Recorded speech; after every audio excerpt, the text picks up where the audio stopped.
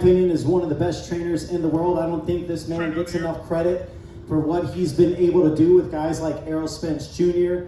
and now a new undisputed king, Jermell Iron Man Charlo, as he makes his way here with the devastating knockout of Brian Castano to now become boxing's 7th undisputed champion. And he's talked about he doesn't care about your pound for pound list. The main list he's wanted to be on is the undisputed list, and he's done that. He's made history and he's achieved his dream. Here is Jermell Charlo and trainer Derek James.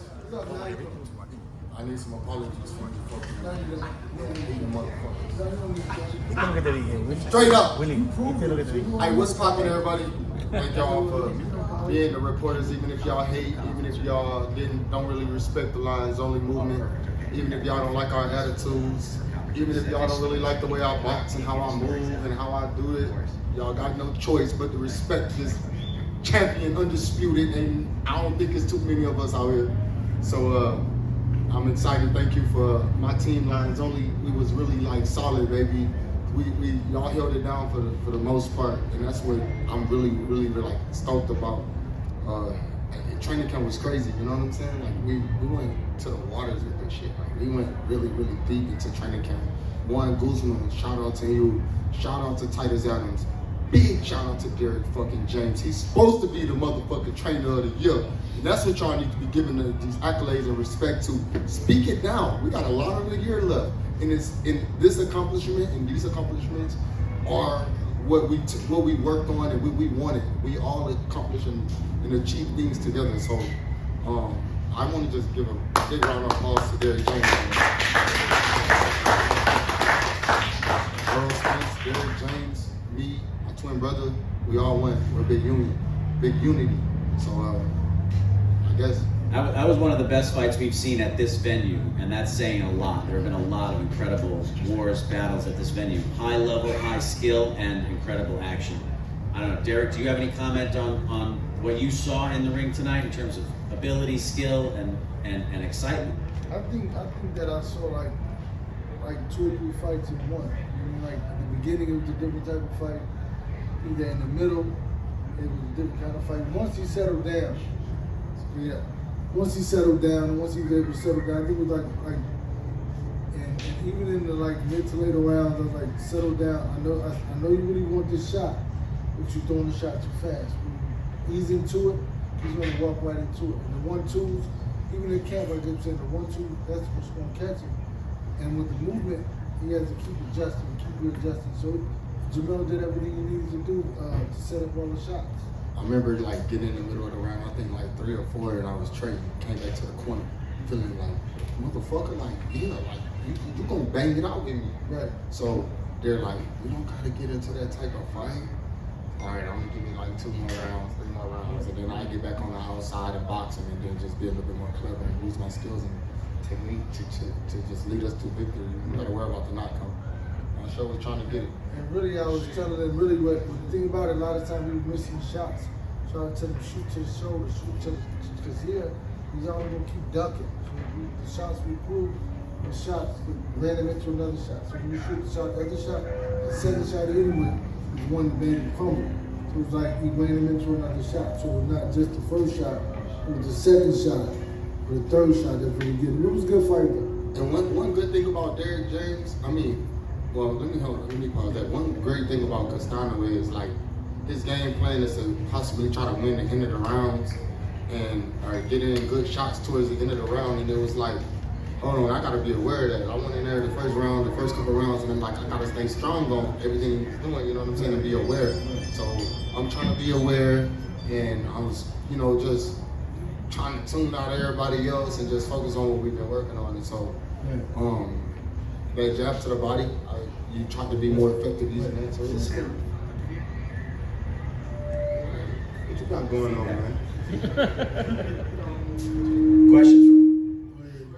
Questions from the press? Yes. Ellie was the one of the first one. Marcus Hayes, Fight Hub TV. Jermell, congratulations. Derek, congratulations tonight. I'd like to talk to you, Jermell, in particular, about from round 4 to 7, Castano looked, or from round 4 to 7, he looked like he was staying with you. And all of a sudden in round 7, you seemed to have raised your level. What was it in round 7 that made you separate from him and start to make him be flat-footed? Like in boxing, sometimes you can realize that you don't gotta like how you knock people out, and sometimes it's like, okay, he pushing the action, but he kind of respecting my power. So it's like, hold on, I ain't gotta move that much. So from that point on, that's when I started realizing, oh man, I ain't gonna do all of this extra shit. You come on here and get run into a shot, and I just kept on trying to set that up, and that's how I happened. He was breaking him down, to be honest. That's what it was. Correct. Breaking him down. That's just the Charlo way of breaking somebody down. Breaking him down. Was this your best performance, would you say? I say yeah, because I showed the fans, I showed these haters that I could sit there and bang and trade. I could get hit with shots. I'm a fighter, I'm a boxer, you know what I'm saying? So I think by far I came in really in shape. I weighed 152, you know, that haven't happened almost my whole time of being in 154. So, and I ain't done yet. I'm still growing and learning and making mistakes, and I can learn from this fight, learn from the last previous fights. So this is a rally right now. So I'm on my shit, like, you know what I'm saying? I'm tough to beat because of the fact that I got some power, some speed. I got good movement. I can set up shots and place them when I want to, and so I'm trying to be great. Jermell, Sean to tell fight hype, congrats, man, great performance. What were, and Derek, you could tell us too if that's okay, what were the adjustments from fight 1 to fight 2 that let you get the knockout? And was this, you know, in terms of studying styles, was this a really good fight for young fighters to study being a boxer puncher? Yeah, I think the fact that I thought, you know, one thing that we tried to change up was like try not to be on the ropes too much, and I know everybody wanted that's one of the main things, and you know, shoot some uppercuts from you know, different angles, throw punches that he don't see, and that's what we did. You know, play shots at really, really precise points of the body, and just wear them out. Right, and really like the goal really was like for Jermell to be able to create the punches that he wanted to throw. And he was able to create the punches he wanted to throw with his foot movement. Because Castano had to keep resetting, and he opens himself up for the other shots, but he was just ready. And it all, like everything, the punches that he landed to knock him out was like over time. It was like knockouts over the, you might catch a guy, Mike Tyson, right? But Jermell's situation was different because he was breaking him down, and he created those shots he wanted to shoot. And like I said, we shooting short shots. That's what really caught him, was a shot. The short shot, and it was a delayed reaction. It took him out. Jermell, Mike Coventry, ESPN. Congrats on an amazing performance, becoming undisputed. Are you sure? You gonna change that list? We love him. Don't worry about that. We love him. We love him. We love him. I was on you from the beginning. I know you remember that. So Ask the question. Go and ask your question. So first, you had the fight with Tony. You gotta get your shit together. You always hating on people and shit. You see, you gotta come back to me now. You gotta respect me now. You got no choice but to respect me now.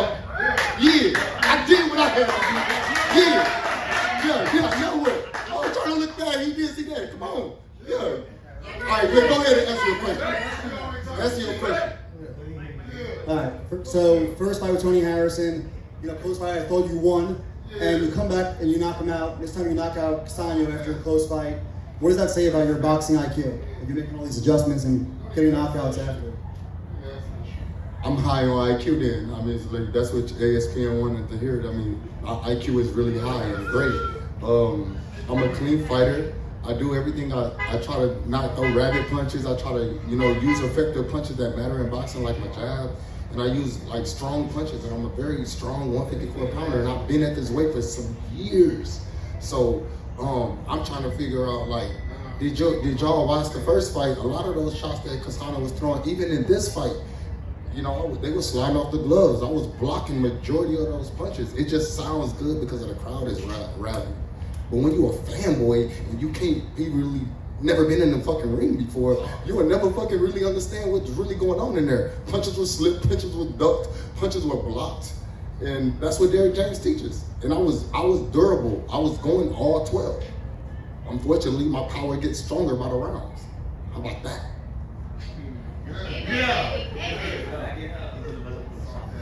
Jermell, congratulations. Keith Heidick, BoxingScene.com. Will it be hard for you now, after performing at this elite level and accomplishing everything that you wanted to go and make mandatory defenses that are going to cost you a lot of money in sanctioning fees for defending all 4 titles? Well, I have a great management team. If I gotta, do what I gotta do, I gotta do what I gotta do if I want to continue to box. You know what I'm saying? And so I can't really hate on I can't really worry about what sanctioning fees are. I get paid great, and they gotta pay me even more for the shit like this. You know what I'm saying? I made history tonight.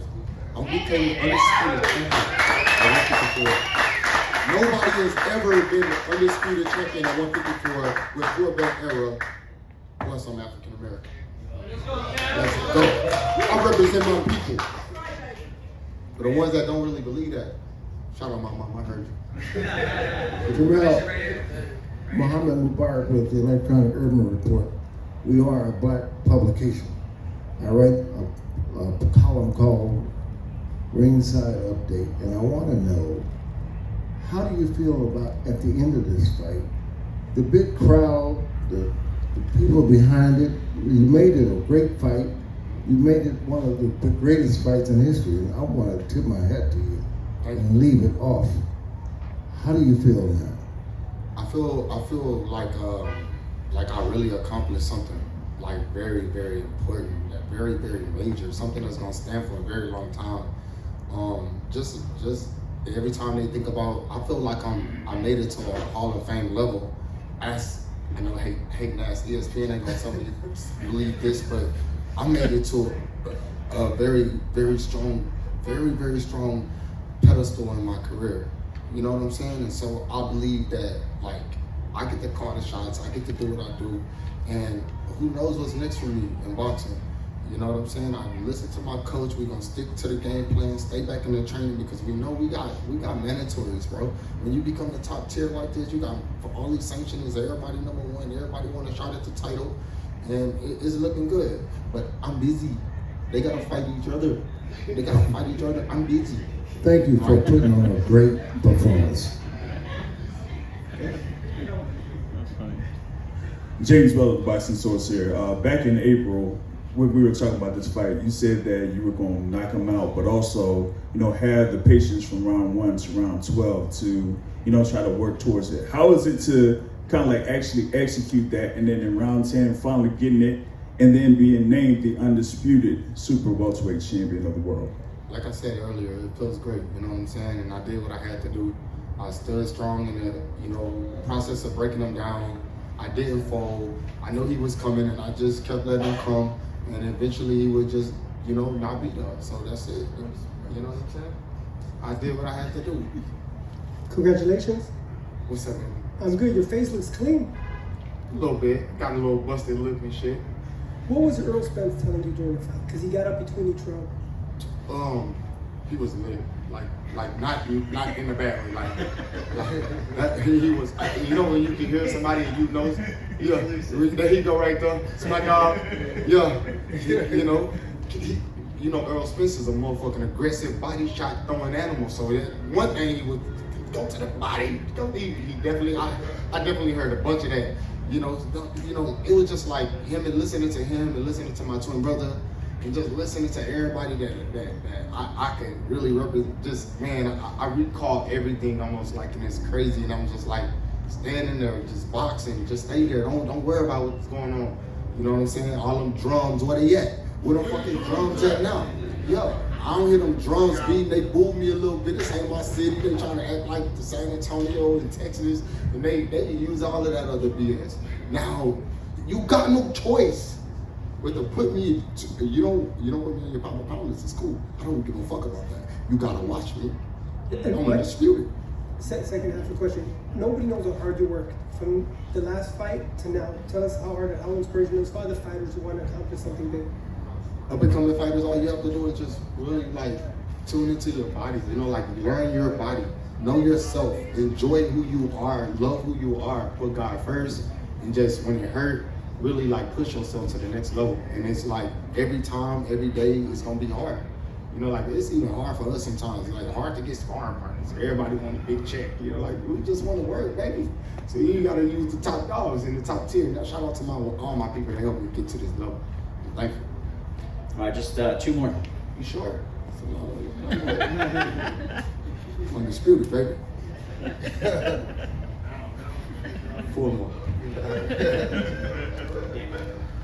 Hi Jermell, how's it going? Duncan McKenzie-McCarthy here from Fox Sports Australia. Congratulations, amazing achievement. I'm not sure if you were aware though, but Tim Tszyu was at the fight tonight watching you. Full respect from me, so just don't shoot the message in here, but pre-fight he said he expected you to win, but also said that you're a little bit soft and that you don't bring the pressure. Can I get your response to that, and what do you make of Tim as a fighter, and would you like to fight him, Jermell? Well, what I saw in his last fight, he should be quiet. He really did look. He didn't really look so. I don't really watch a lot of boxing. Motherfuckers out. But just so happened I did see him. He didn't look so great. So I mean, nothing to answer. He didn't look so great the last time. He should work on his own situation. He said stylistically he'd match up well against you, Jermell. You got any thoughts on that? Hey, it's different heat over here in America, baby. It's different heat in America. How much Tim 2, whatever the fucking name is, how much they got? How much money they got? Don't worry about it. You don't Would you take a fight against Tim? Fuck you and Tim, because you changed the mic. Like, stop asking me questions, dude. All right, I think we have one more question. Joke. Go ahead. We need more. This is it. What's up? How I feel to be the undisputed junior middleweight champion of the world. It feels fucking amazing. You know why, bro?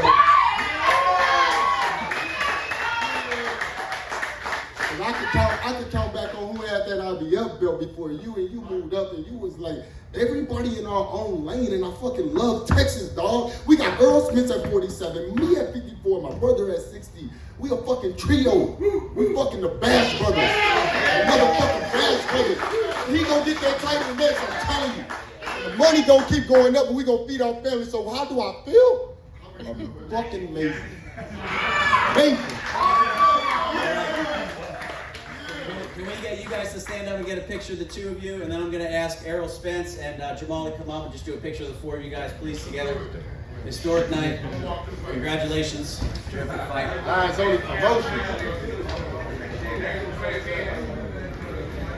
Errol, come on up. Jermell, come on up. Good. Quick picture. Hey, and I need to put him on the pound list too. Straight up. Yeah, I can replace me in that motherfucker y'all want. Stay on that house. Stay on that house. Fucking Read magazine. Don't worry about that, man. You a bitch. Fucking gorillas. Fuck wrong with you? Fuck you and Tim Kazoo. I'm busy this year. Thank you, everyone, for coming on out to our post-fight presser. Once again, boxing's new undisputed king, Lions only, Jermell, Ironman Charlo, Errol Spence Jr., the king at 147, and of course, the middleweight champ, Jermell Charlo as well. Derek James, one of the best, if not the best trainer in the world. I mean, what a performance, what fights that we had here, man, at the War Grounds. Possibly the best fight that we saw here. Excellent performance, and I cannot wait to see Jermell Charlo. But first, we got Jermell Charlo coming up in a little over a month down in Houston. You know it's going to be a party. That's going to be live on Showtime. Undisputed.